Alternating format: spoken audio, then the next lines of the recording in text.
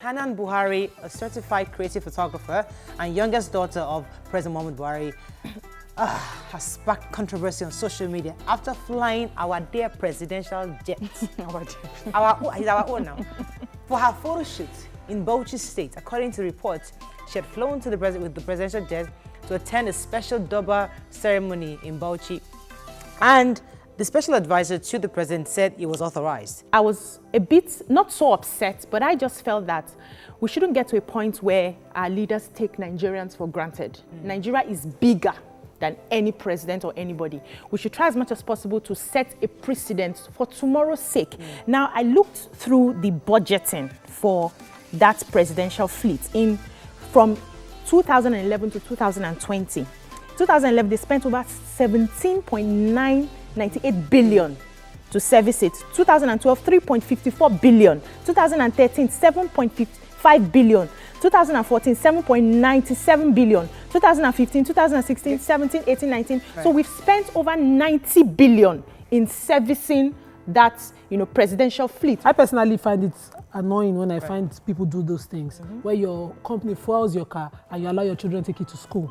So such things, or your child is going to school, ask the company driver to take your child to school. Your child is not, I think it's an abuse of office, but that's aside.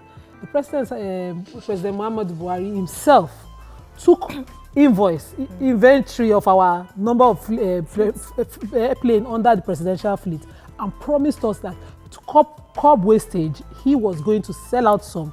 And he was at the time advised to convert some to the Nigerian Airways. We have not achieved that, and those airplanes have been continuously abused, not only by his daughter, but even by some officials in the past. The rumors were everywhere.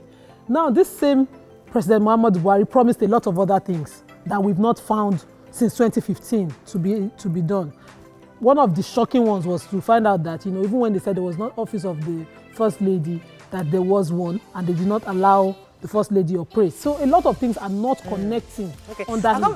This wasn't the President Buhari of integrity that Nigerians know. And I think it should bother him, because you see, for me as a person, I might not be able to put a lot of things to paper, but I like to put my money where my mouth is. Do you think it was right for her to fly? I actually waited because my opinion is quite unpopular.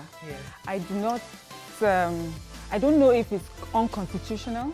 I didn't see anything. Yes, exactly. So the Constitution does not state that the family cannot make use of the presidential jet. And could it be unethical?